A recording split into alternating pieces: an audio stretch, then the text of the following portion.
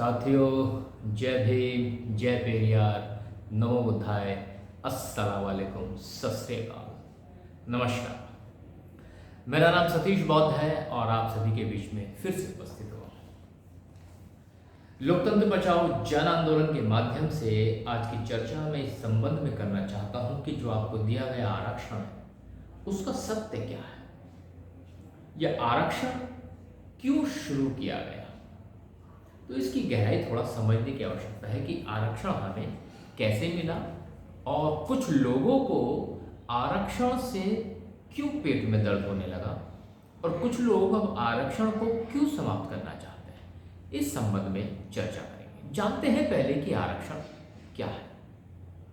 आपकी जानकारी के लिए बता दूं, जब अंग्रेजों ने 3 गोलमेज सम्मेलन किए थे तो डॉक्टर अंबेडकर एक ऐसे व्यक्ति थे जो तीनों गोलमेज सम्मेलन में उपस्थित रहे, जिन्होंने गोलमेज सम्मेलन में उपस्थित होकर के शोषित, पीड़ित, दबे कुचले समाज के लोगों का इतना जबरदस्त प्रतिनिधित्व किया कि अंग्रेजों को भी लगने लगा कि हाँ, अंग्रेजों से भी एक भारी जनसंख्या भारत में ऐसी है जिसको सामाजिक रूप से बहिष्कृत करके रखा गया है। एक इतनी बड़ी जनसंख्या है जिसे वंचित रखा गया, शिक्षा से, रोजगार से वंचित रखा गया और ढेर सारी जो सुविधाएं जो सवर्णों को दी जाती थी उन सभी सुविधाओं से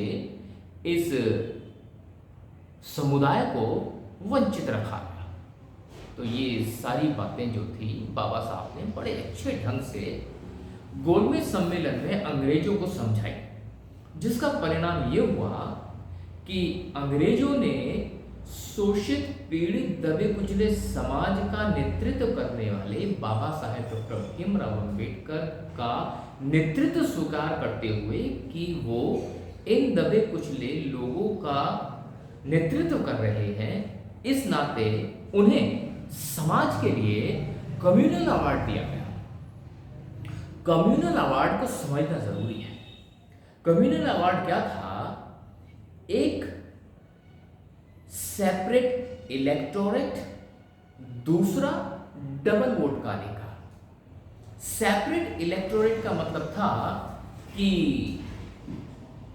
जहां शोषित, पीड़ित, दबे कुचले वर्ग के लोग हैं उनका एक अपना चुनाव क्षेत्र होगा, सेपरेट, जिसमें सवर्णों का हस्तक्षेप नहीं होगा, केवल दबे कुचले लोगों का है। शोषित, पीड़ित, दबे कुचले समाज के लोगों का सेपरेट इलेक्टोरेट। तो वहीं पर उन्हीं का आदमी चुनाव लड़ेगा, उन्हीं के लोग उन्हें वोट देंगे और वो एक सेपरेट चुनाव क्षेत्र रहेगा, वहां से लोग चुन के संसद में जाएंगे, विधानसभा में जाएंगे। तो अंग्रेजों ने स्वीकार करके दिया ये। दूसरा, डबल वोट का अधिकार दिया। डबल वोट का अधिकार यह था कि आपके पास अपने प्रतिनिधि को चुनने का तो अधिकार है ही है, उसके पक्ष में या विपक्ष में वोट डालने का तो अधिकार है ही है, साथ ही साथ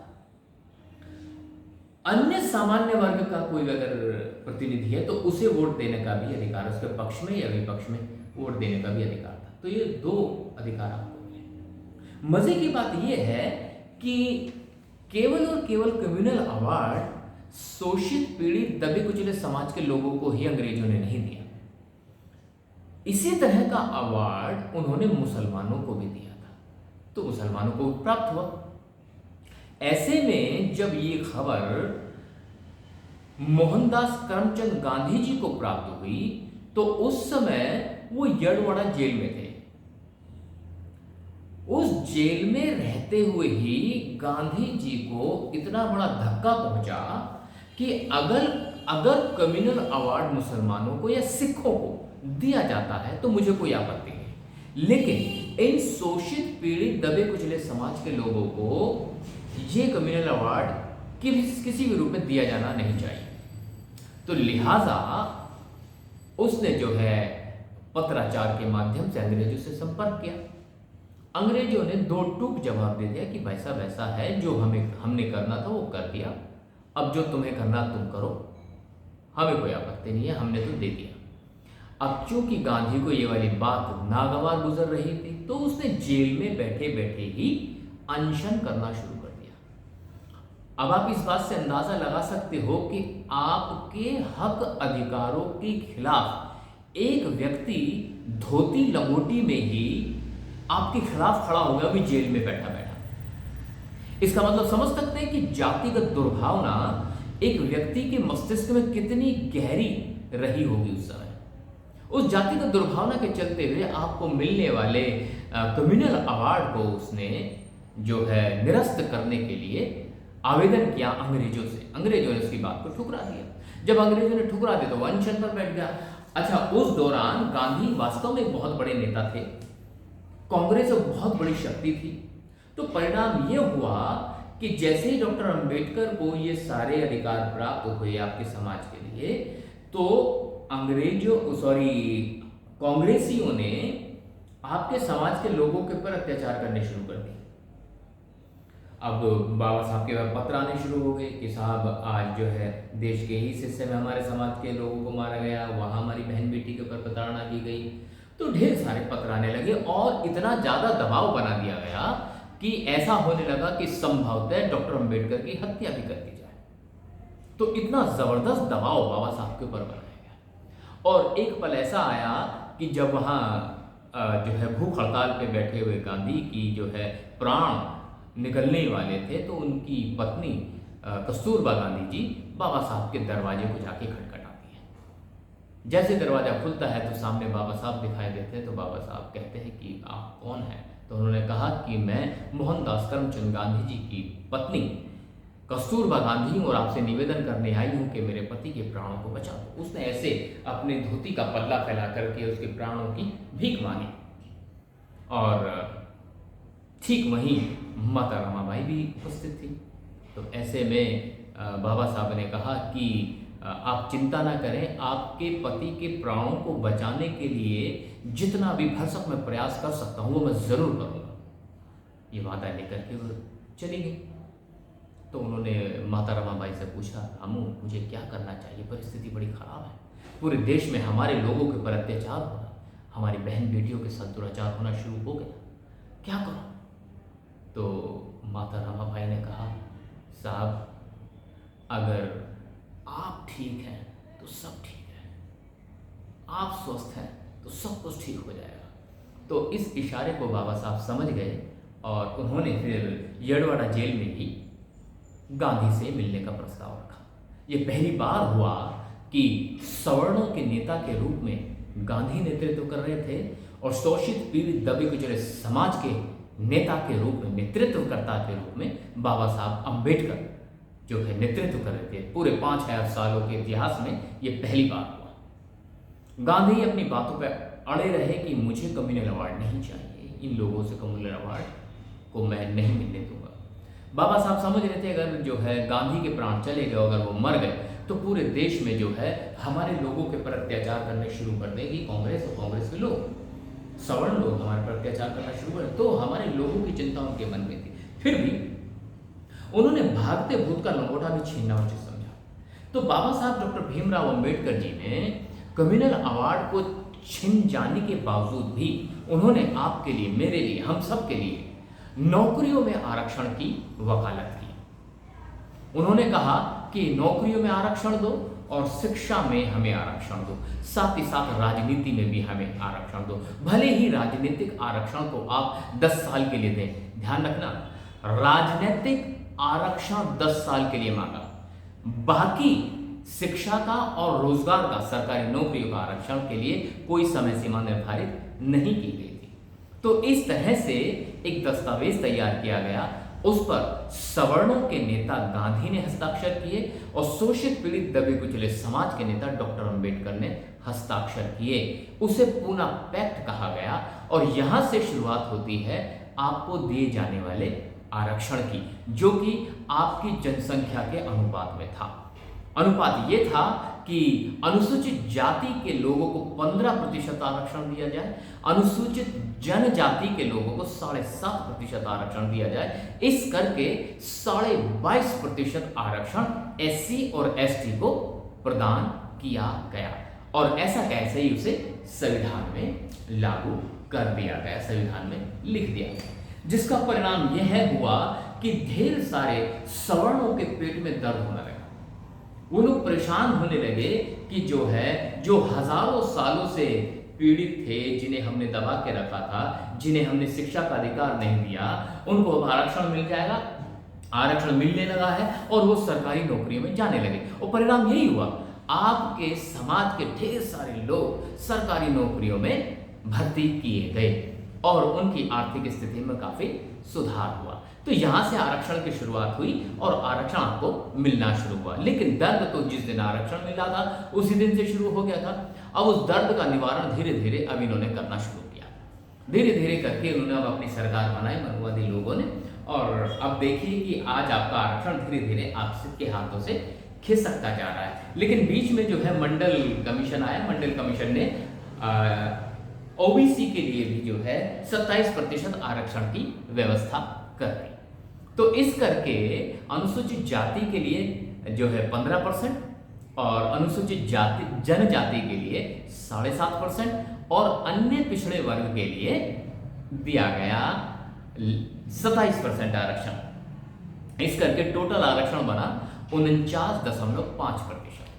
अच्छा, अब ये आरक्षण जो आज की भूमिका में है SC, ST और OBC को लगभग 49.5% का आरक्षण दिया जा रहा है। अब थोड़ा गहराई से समझते हैं। अगर मैं मान्यवर साहेब काशीराम जी की थ्योरी को अपना लूं और उन्हीं की बात करूं तो मैं ये समझ पाता हूं कि SC, ST, OBC और अदर कन्वर्टेड माइनॉरिटीज को मैं जब जोड़ दूं तो इनकी जनसंख्या 85% हो जाती है। इनकी जनसंख्या किसमें? पूरे देश में। तो 85% जनसंख्या बहुत भारी है। एक काम करते हैं, अगर इसमें से मैं कन्वर्टेड अल्पसंख्यक को निकालूं तो लगभग 80% बचेगी SC, ST और OBC की जनसंख्या। अब यह एक बात समझते हैं, ध्यान दीजिएगा, बात बड़ी गंभीर है। एक पल के लिए अल्पसंख्यक, मैं खिलाफ नहीं कन्वर्टेड अल्पसंख्यक के, मैं केवल आरक्षण समझाना चाह रहा हूं। ध्यान दीजिएगा, अनुसूचित जाति को 15%, अनुसूचित जनजाति को 7.5% और अन्य पिछड़े वर्ग को 27% का आरक्षण दे करके 49.5% आरक्षण दे दिया गया, जबकि इनकी संख्या है 80%। तो बाकी कितने लोग बचे? 20%। तो इन 20% लोगों के लिए संरक्षण कितना हो गया? 50.5%। अब इसे थोड़ा और सिंप्लीफाई करके समझाता हूं। मान के चलो 100 रोटियां हैं और 100 आदमी हैं। तो मानवीय मूल्य, मानवीय व्यवहार के आधार पर एक व्यक्ति के हिस्से में 1 रोटी आनी चाहिए, क्योंकि आदमी भी 100 हैं और रोटियां भी 100 हैं। तो एक आदमी के हिस्से में 1 रोटी आनी चाहिए। लेकिन यहां पर ऐसा नहीं हो रहा। भारत में क्या हो रहा है? 80 लोगों को, यानी कि 80% SC, ST और OBC, 80 लोगों को 49.5 रोटियां दी जा रही है और 20 लोगों को 50.5 रोटियां दी जा रही है। मतलब यहां SC, ST, OBC में किसी के हिस्से में 1 भी रोटी पूरी नहीं आ रही है और वहां 20% हिस्से के लिए 50.5% की रोटियां रखी हैं, तो वहां एक के हिस्से में 2 भी आ सकती हैं। तो आप समझ पा रहे हैं, ये आरक्षण का सत्य है जो हमें मूर्ख बनाया गया। और इस आरक्षण को भी, जो कि पूरी तरह से हमारे हक और अधिकार की बात नहीं करता, लेकिन फिर भी इस आरक्षण को लेकर उनके पेट में हमेशा दर्द बना रहता है और उस दर्द का निवारण करने के रास्ते भी इन लोगों ने ढूंढ लिए। इस आरक्षण को भी धीरे धीरे ये लोग खत्म करते जा रहे हैं। सबसे पहले तो ये देखो, आरक्षण है कहां? सरकारी नौकरियों में। सरकारी नौकरियां देश में हैं कितनी? 1% नौकरियां हैं सरकारी। तो 99% रोजगार तो प्राइवेट ही हो गया ना भाई। ये 1% जो है उसमें केवल SC, ST ही नहीं है, उसमें पूरा देश शामिल है, उसमें सभी लोग शामिल हैं। तो 1% नौकरियों के लिए इन लोगों ने पूरे समाज को, पूरे सिस्टम को, पूरे संविधान को जो है इतना ऐसा साबित कर दिया कि ये लोग गलत हैं और इन लोगों की वजह से सवर्णों के ऊपर अत्याचार हो रहा है, उन गरीबों को कुछ प्राप्त नहीं हो पा रहा। और यहाँ तक भी कहते हैं कि ये जो 1% नौकरियों के लिए जो आरक्षण है, वो आरक्षण वाले लोग जो है योग्य नहीं होते। इन मूर्खों को ये कौन समझाए कि 5,000 सालों से जिन लोगों को आपने शिक्षा से वंचित रखा, विद्या से वंचित रखा, रोजगारों से वंचित रखा, समाज में उनका बहिष्कार करके रखा, आपको क्या लगता है उन लोगों को डेवलप होने में केवल 70-80 साल में सब कुछ परिवर्तन आ जाएगा? 5,000 सालों का रोग है भाई, 5,000 साल पुराना रोग। आपको क्या लगता है 70-80 साल में खत्म हो जाएगा? नहीं होगा भाई, उसमें वक्त लगता है, क्योंकि 5,000 साल तक तो तुम ही लोगों ने मलाई खाई थी ना। 5,000 सालों तक शिक्षा पर एक अधिकार तुम ही लोगों का था, सवर्णों का। 5,000 वर्षों तक रोजगार व्यापार पर तुम ही लोगों का हक था। हम लोगों से तो आपने केवल सेवा ही करवाई थी। अब आपके पेट में दर्द हो रहा है। अब इन लोगों ने सरकार बना ली, अब पेट में दर्द खत्म करने के लिए इन्होंने क्या किया? सबसे पहले तो आपका जो आरक्षण है, उस आरक्षण को आपके प्रदेश तक ही सीमित कर दिया। पहले पूरे भारत लागू होता था, मतलब उत्तर प्रदेश में पैदा हुए बच्चे को जब वो बड़ा होता है, नौकरी के लिए फार्म भरता है, तो उसे आरक्षण मिलना चाहिए, पूरे देश में मिलना चाहिए। लेकिन अब उसे केवल उत्तर प्रदेश में ही आरक्षण मिलेगा, हरियाणा में, दिल्ली में, पंजाब में, कर्नाटक में, तमिलनाडु में आरक्षण उसे नहीं मिलेगा। तो आपके आरक्षण को जो है समाप्त करने की योजना तैयार हो गई। पहले ये भी होता था कि 15% आरक्षण आपको जो दिया जा रहा है, या 7.5% दिया जा रहा है, या 27% दिया जा रहा है। इस आरक्षण में बहुत सारे बच्चे मेधावी छात्र होते थे, जिनके अच्छे मार्क्स आते थे, 90% या 95% से ज़्यादा आते थे, तो उनको स्विच करके जनरल कैटेगरी में डाल दिया जाता था, जिससे जो है SC, ST, OBC की एक सीट बच जाती थी और वो किसी गरीब के काम आ जाती थी। लेकिन इन्हें उससे भी पेट में दर्द हुआ। अब जो है इन्होंने उसको भी खत्म कर दिया गया। अब धीरे धीरे इन्होंने OBC के आरक्षण में क्रीमी लेयर लगा दिया। क्रीमी लेयर लगाया कि जिसके परिवार में एक बार सरकारी नौकरी मिल गई, अब उन्हें आगे सरकारी नौकरी नहीं मिलेगी, तो वहां क्रीमी लेयर लागू कर दिया। और SC, ST के आरक्षण पर भी सुप्रीम कोर्ट जो है क्रीमी लेयर लगाने की बात कर रहा है, और ये भी कह रहा है कि इनका आरक्षण कब तक निर्धारित करोगे। तो सोचने वाला विषय, इनके पेट में कितना ज्यादा दर्द है। पदोन्नति में आरक्षण इन लोगों ने समाप्त ही कर दिया, और इन तरीकों से आरक्षण खत्म होता दिखाई नहीं दिया, तो अब इन लोगों ने निजीकरण भी शुरू कर दिया। निजीकरण में सरकारी ना रहेगा बांस, ना बजेगी बांसुरी, सरकारी नौकरियां ही खत्म कर दी, प्राइवेट कर दिया।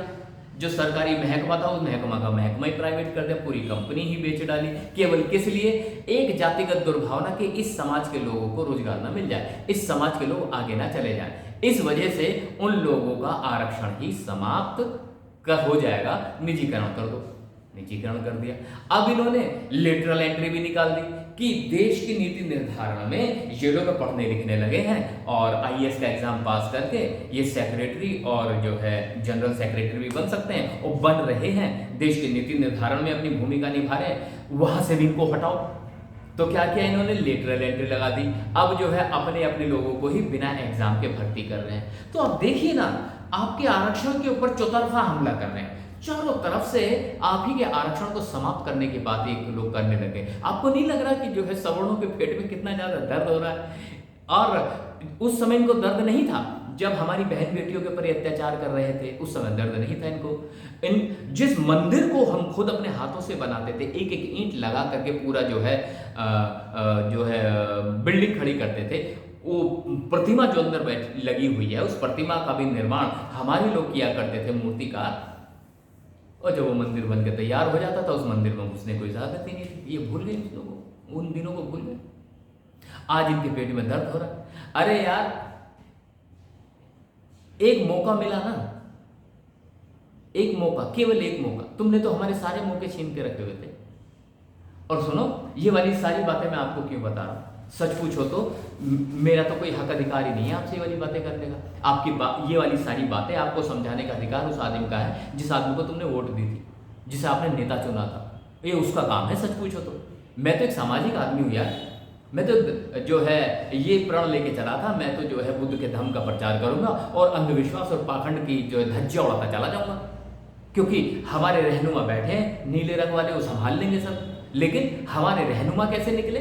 वो तो नीले रंग के साथ ही गद्दारी कर बैठे। वो लोग तो आपको समझाने के लिए आ नहीं रहे, और यकीन जानिएगा नहीं समझा रहे, कोई बात नहीं, मेरा फर्ज है, मैं अपना फर्ज जरूर निभाऊंगा। फर्ज क्यों निभाऊंगा, आखिर में कहानी बताकर अपनी बात खत्म करूंगा। एक बार जंगल में आग लगी हुई थी, बड़ी जबरदस्त आग लगी, जंगल के जंगल तबाह हो रहे थे। तो शेर को बड़ी चिंता हो कि जंगल तबाह हो रहे, हम सब मारे जाएंगे। तो ऐसे में उसने एक आपातकालीन बैठक बुलाई, सारे पशु पक्षी सब आ गए। सबसे पूछा गया, भाई जंगल में आग लगी, बताओ क्या करना चाहिए। किसी ने कहा कि रेत डाल दो, किसी ने कहा मिट्टी डाल दो। हाथी नगर बराबर में नदी है और सब जाएंगे और जितना भी पानी कोई ला सकता है वो आगों के ऊपर डाला जाए। हाथी का प्रस्ताव पास कर दिया गया। अब सब लोगों से कहा गया, एक काम करो, सब लोगों को अपनी अपनी हैसियत के हिसाब से पानी लाना है और जो है जंगल की आग के ऊपर डालना है, ताकि ये आग बुझाई जा सके। अब सब लोग पानी लेने चले गए, सारे जंगली जानवर। एक छोटी सी चिड़िया गोरैया अपनी चोंच में पानी भर के ला रही थी। तो पेड़ पर बैठा हुआ कौवा कह रहा है, अरे चिड़िया, तेरी बुद्धि खराब हो गई है, तेरी चोंच में पानी आएगा कितना, और वैसे भी तेरी चोंच में अगर कुछ पानी आ भी गया तो उस पानी को डालने से क्या फर्क पड़ने वाला है। अरे तेरे पंख जल जाएंगे, तुम मर जाएगी, जा चली जा। तो चिड़िया ने कहा, ओ सुनो चाचा कौवे, मैं पानी कितना डाल रही हूं या कितना नहीं डाल रही हूं उस बात से फर्क नहीं पड़ता। फर्क इस बात से पड़ता है कि जब इस जंगल की आग का इतिहास लिखा जाएगा तो मेरा नाम वफादारों में आएगा, गद्दारों में नहीं आएगा। तो सुन लीजिएगा, मैं वही चिड़िया हूं, वही छोटी सी चिड़िया हूं। भले ही मेरी चोंच में पानी थोड़ा सा आए या ना आए, लेकिन जब मेरी आने वाली पीढ़ी मुझसे सवाल पूछेगी, जब हमारा आरक्षण खत्म किया जा रहा था तो तू क्या कर रहा था, तो मैं सीना ठोक के कहूंगा, चीख चीख के समाज को मैं जगा रहा था, समाज के लोगों को समझा रहा था। उनके समझ में नहीं आई, ये उनकी प्रॉब्लम है, मैं अपनी जिम्मेदारी जरूर निभा रहा था। तो मैं अपनी जिम्मेदारी निभाने के लिए आया और निभा कर रहूंगा। आप जागे या ना जागे ये है आपकी मर्जी। 8 जनवरी को मैं आंदोलन जरूर करूंगा। जंतर मंतर पर प्रण लिया है कि लाखों की संख्या में लोग पहुंचने चाहिए और 5 लाख से ज्यादा लोगों तक मैं पहुंच रहा हूं। मैं बता रहा हूं, मैं समझा रहा हूं, आना ना आना आपकी मर्जी। आरक्षण मेरा ही नहीं, आपका खत्म हो रहा है। आरक्षण से केवल मुझे ही नुकसान नहीं, आपको भी नुकसान हो रहा है। चाहते हो आरक्षण बचाना, चाहते हो संविधान को बचाना, तो एकजुट हो जाओ, वरना बर्बादी तय।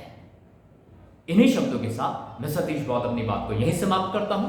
आप सभी का मुझे सुनने के लिए बहुत बहुत धन्यवाद, बहुत बहुत साधुवाद। फिर दोबारा से एक नए भयंकर टॉपिक के साथ उपस्थित रहूंगा। तब तक के लिए जय भीम, जय पेरियार।